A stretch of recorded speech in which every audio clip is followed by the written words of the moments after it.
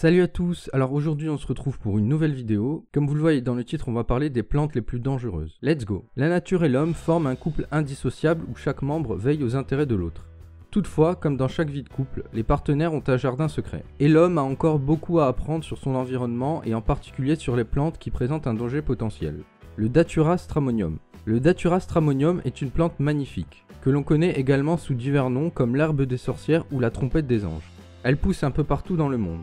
Peu farouche, elle s'adapte à n'importe quel terrain. On peut en trouver sur les terrains en friche, dans les champs et même sur les décombres. Reconnue dangereuse, elle a fait l'objet d'une grande sensibilisation, mais elle est tellement belle que les gens adorent en faire une plante d'ornement.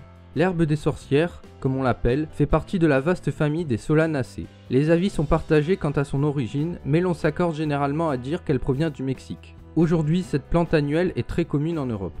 La trompette des anges se reconnaît au relief très découpé de ses grandes feuilles veloutées d'environ 20 cm de couleur vert foncé. Elle se présente sous la forme d'un buisson de taille moyenne pouvant atteindre 1,5 m.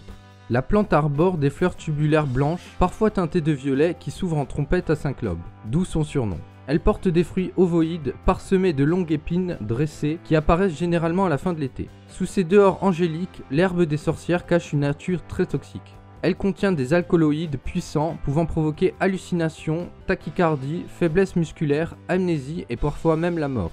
Mais, toute médaille ayant son revers, la plante a aussi des côtés très positifs. Elle est réputée pour être un sédatif utilisé pour le traitement de l'asthme ou de la toux. Le ricin. Comme bien des plantes, le ricin commun peut guérir ou provoquer la mort selon l'usage que l'on en fait. Cette plante, qui est présente dans le monde entier, porte en elle une toxine mortelle capable de terrasser n'importe quel animal qui se hasarde à en consommer en grande quantité. D'un autre côté, le ricin commun est réputé depuis des millénaires pour posséder des vertus médicinales avérées.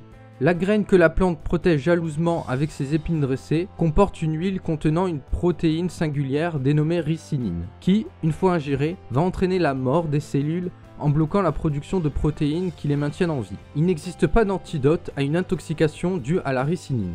L'humain atteint meurt dans d'atroces souffrances qui se manifestent par une série de convulsions dues à l'arrêt des fonctions du foie et d'autres organes vitaux. D'une extraction très facile, l'huile de ricin est utilisée depuis plus de 4000 ans pour servir de combustible aux lampes, pour fabriquer des savons et sur le plan médicinal, traiter un grand nombre d'infections. De nos jours, on l'utilise pour la lubrification des pièces d'horlogerie, dans la fabrication de textiles, d'encre et pour le traitement des surfaces. Par ailleurs, ces vertus médicinales tant vantées pourraient bientôt contribuer au traitement des cellules cancéreuses. Derrière sa face sombre de tueur, le ricin se présente donc comme une fenêtre ouverte sur un avenir plein d'espoir pour le genre humain. Le mancenillier.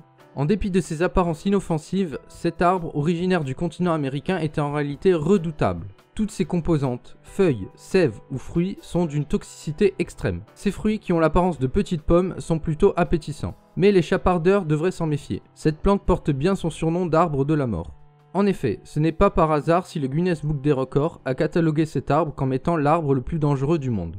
La malice de cet arbre est au-delà de tout ce que l'on peut imaginer. D'après les études effectuées par les scientifiques, il produirait toute une gamme de substances chimiques redoutables que l'on retrouve dans toutes les parties qui la composent, que ce soit dans les feuilles, le tronc, la sève ou les fruits. C'est la raison de nombreux panneaux d'avertissement conseillant de mettre le plus de distance possible entre soi et cet arbre. Vouloir s'abriter dessous en temps de pluie est une très mauvaise idée. Il suffit que quelques gouttes de pluie entrent en contact avec une personne pour que celle-ci voie sur sa peau une éruption cutanée semblable à une brûlure. En cas de feu de forêt, l'arbre est tout aussi dangereux. Les fumées qu'il dégage peuvent provoquer une inflammation oculaire, voire une cécité temporaire. Mais le véritable danger vient de son fruit. Il est appétissant et exhale un doux parfum, mais le fait d'en manger expose à une expérience souvent fatale.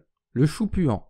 Cette plante fait partie de la famille des Aracées. Au début de l'été, les larges feuilles plates du chou puant peuvent avoir une envergure de plus d'1 mètre. Elles poussent sur des terrains marécageux qui dégagent une odeur putride, comme celle des moufettes. Le chou puant produit suffisamment de chaleur métabolique pour augmenter la température du sol environnant. Il est vivement conseillé de tenir les enfants loin de cette plante car ils pourraient être tentés de grignoter ses feuilles. En effet, il est bon de savoir que le chou puant contient dans ses feuilles de l'oxalate calcique qui occasionne, au contact de la bouche et de la gorge, une douleur atroce. Les oxalates sont des cristaux en forme d'aiguille qui peuvent transpercer la bouche, la gorge et le tube digestif. Même ingérés à des doses modestes, les oxalates procurent une intense sensation de brûlure dans la bouche et dans la gorge et provoquent des enflures et des étouffements. À forte dose, ils causent généralement des troubles digestifs et respiratoires sévères. Dans les cas extrêmes, les oxalates peuvent provoquer des convulsions, le coma et même la mort. Il est possible de survivre à un empoisonnement aux oxalates, mais le patient souffrira en permanence de lésions au foie et aux reins. Voilà, c'est tout pour cette vidéo, j'espère qu'elle vous aura plu. Surtout n'oubliez pas de vous abonner, liker, commenter et partager. Sur ce, à la prochaine.